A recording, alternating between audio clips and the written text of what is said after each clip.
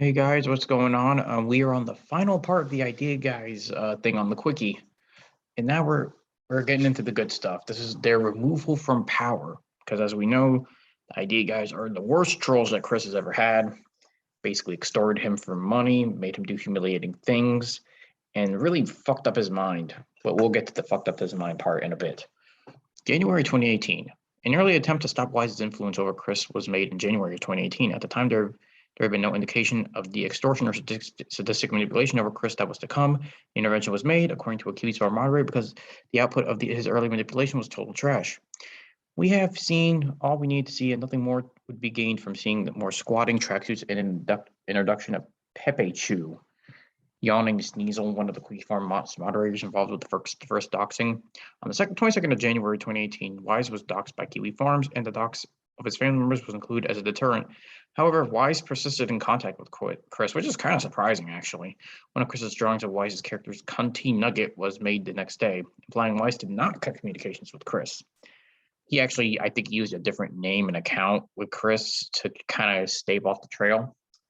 Gradually, Chris's social media output over the next few months would insinuate that he was under manipulation. The public, uncertain over whether it was Wise again, referred to the resurgence of as Idea Guy 2.0. It would be later alleged by the guard dogs that Wise was part of it.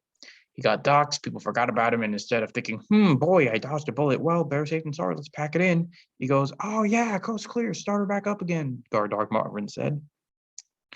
April 2018, the Chrischan extortionists. Maybe that's something for a future article, for a future review or reading.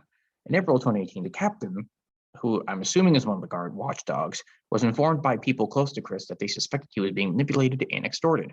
In the same month, the idea guys had forced Chris to sell his amethyst ring on eBay. The buyer would be the captain. Borrowing from the idea guy's tactics, the captain used the ring as a tool to gain Chris's trust by playing into his fantasies, role-playing about Match-chan, telling him that the ring was sending him messages that the CPUs, personas used by the idea guys, and also by hyperdimension Neptunia, were hacked and not to be trusted.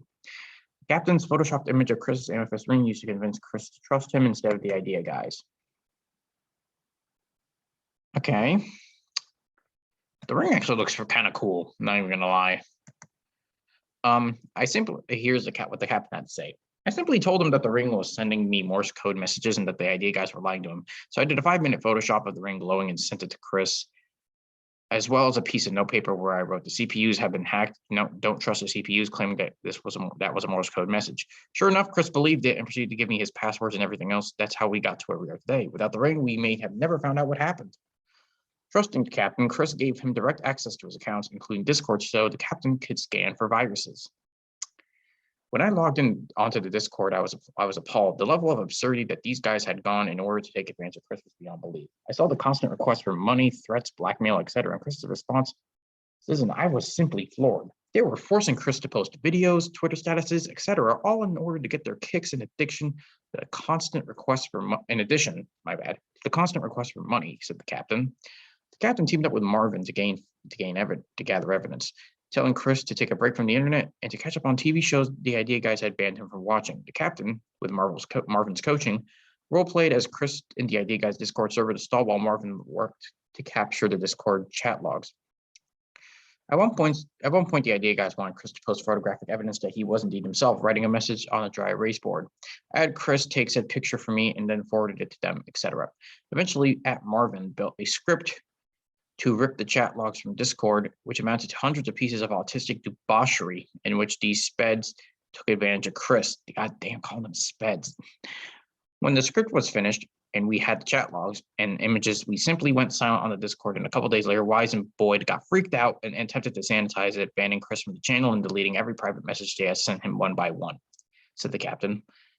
On the 29th of April, Chris referenced the idea guys removal from power on Twitter. Feeling blessed. I am aware that many people are worried about me. Do not fear.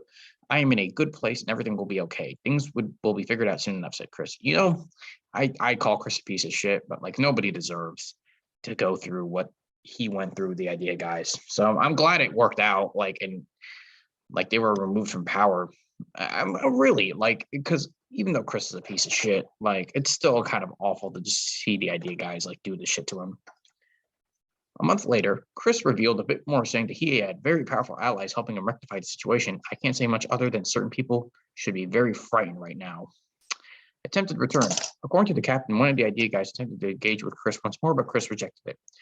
And then everything just sort of settled down for several weeks. At one point, Chris received some texts from either Boyd or Wise attempting to roleplay the Dark Tower with him, to which Chris replied, "I'll do it for $6,000." And naturally, they didn't message again, said the captain. Nice, Chris. Usually he just fall for it again, but he's learning.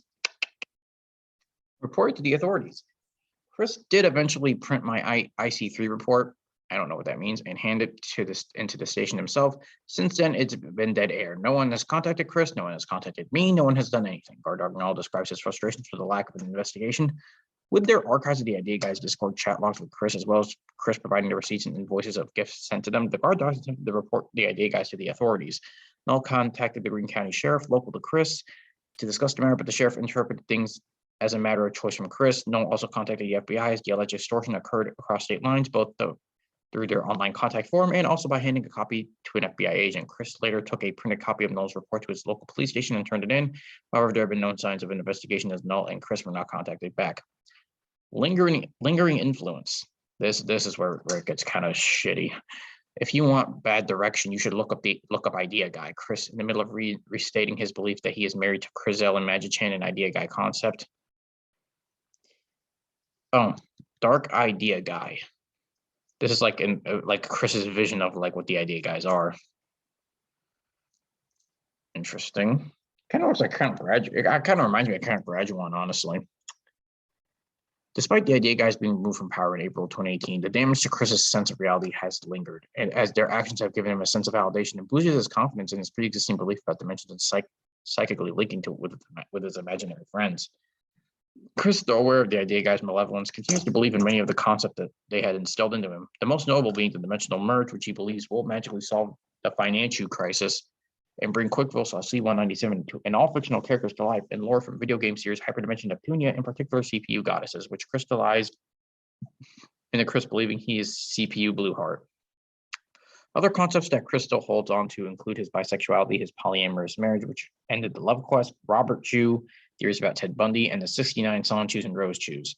I have to look that one up too, because I actually I didn't really get enough information as to what that was in the last one. On the 3rd of August 2018, Chris posted an epilogue to Sonichu 13, which offered clues as to why he maintains belief in the Idea Guys lore. In it, he stated that Wise's slanderous, destructive efforts only strengthened my own psychic links with our world there. To Chris, the Idea Guys have been really messing with not only him, but also literally the Earth, Equestria, and the CPU goddesses. Chris stated his belief that Wise had his own link and grasp of Outworld there, and that he ultimately restored Quickville and released the CPU goddesses from Wise's control. Guard Dog Marvin posted on the Quickie Farms on Kiwi Farms on his opinion on Chris's continued belief of the Idea Guys canon. Reality is a malleable concept to Chris. To Chris, there are that these losers were pretending to be imaginary characters doesn't mean that they didn't unwittingly connect with their counterparts in the other dimension or whatever. So yeah, he thinks Wise and Boys were assholes who stumbled upon some magic world or some shit. Chris was mostly mad about money first and being made to embarrass himself second. In regards to why he still maintains a lot of their canon, it's because Chris is too invested in his imaginary world to give up on it so easily. I think after Wise and Boys were outed, he felt really uncomfortable about retconning most of their changes, because if he retcons the past 6 months, then fuck, why can't he retcon all of it? That would make him feel really uneasy about the possible reality of his imaginary world. That reality is most important to him. So you just admitted that you were and still are manipulated by the Idea Guys, the merge, the God stuff, all of it. Christine, if you're still in there, it's not too late to fix your life for the better. It's okay to face reality. A concerned fan on Twitter in December of 2020. No, that has been stopped in April and made undone with Chris's aether and abilities. We are not under the influence of the Idea Guy. Chris possessed by Sonichu, denying the influence of the Idea Guys while clinging on to the lore that they tricked him into believing. Chris, in June of 2021, stated that the Idea Guys made his top 5 list of people who made the most negative impacts on his life, which also include Jacob Sockness, Michael Snyder, Blue Spike, and the staff of Nathan Green Elementary School. Though Chris blamed the Idea Guys for their dimension's level of damage, he gave credit for them to validating his beliefs. As such, Chris believed that Blue Spike, the Nathaniel Green staff, and Michael Snyder had the most negative impacts on his life. Even though the Idea Guy, the dimensions of dimensions level of damage. His impact has left me with further self-progression, analysis, and appreciation confidence boost, affirming the link between the separate universe halves with my self-conscious, leading the way to chill my ego and whatnot in the needed self-healing and work. Chris, unlike AD guys, did not make top of his list of most negative people. Idea Guy Q&A. The ringleader of the Idea Guys, Joshua Wise, signed up to Kiwi Farms under the name Ballsy Maker 94 and had several private conversations with select users soliciting feedback over his early schemes. One user from the Kiwi Farms had a lengthy conversation with Wise spanning from the 3rd of December 2018 to the 3rd of December to the 18th of December in 2017, archived in the Idea Guy Q&A. In it, Wise discusses how he had gained Chris's trust, how Chris reacted to some of his ideas, and mentions content which had not been publicly released, such as Chris wanting intel on whether Jessica Quinn was actually a troll, how Chris tried to prevent Jamster from being jailed for molestation, and Chris's attempts to interact with Neptunia goddesses. Wife also briefly conversed with other members of the forum, archived in miscellaneous Idea Guide chats. After he was doxxed by site moderators on the 22nd of January in 2018, many users came forward to post content and conversations that he had shared with them. He hadn't shared all of his content over private messages, generally only summarizing his interactions with Chris. After he was exposed, he offered to trade in all of his information in exchange for the moderators removing the docs of his family members. They refused on the grounds that they disliked his public trolling output and believed that docs would be an incentive for him to stay away from Chris, a message which Wise ignored. Oh, their identities. Okay, I didn't actually remember this part. Okay, well, I might as well do it. Joshua Allen Wise. Frankly, you can disagree with me all you want. I think the Idea Guy is laughing at us for raging and telling him to get raped or die. Joshua Wise gloats, pretending to be an outside observer. There he is. He is an ugly fucker, isn't he? On the 22nd of January 2018, moderators at Quickie Farms decided to dox Joshua Allen Wise, known on the forum as Ballsy Maker 94, as being the original Idea Guy. This came 2 days after the release of "Get Out, You Damn Nazis," which most posters rightfully assumed had been made unwillingly. With his doxing, Kiwi Farms users began digging through Wise's online presence, finding posts on the forum and Reddit in which he white-knighted himself from criticism. He also attempted to publicize his Idea Guide content in other communities. For example, in one post of the 20th of January 2018, he writes, he's made Chris dance to his rhythm and will continue to pull the strings until he gives up and tells us his tricks. Or he'll not give up a thing and leave even more people pissed that we learned nothing about why he did all this or how he even made it possible. Even after being exposed, he continued responding to private messages on the forum until he and close family were doxxed. At the time, it was believed Weiss had been acting alone.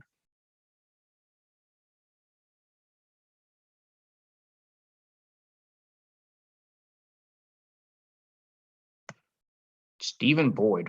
Wow, what a fucking loser. Maybe their Idea Guy 2.0. God, he looks like he hasn't been outside in a while.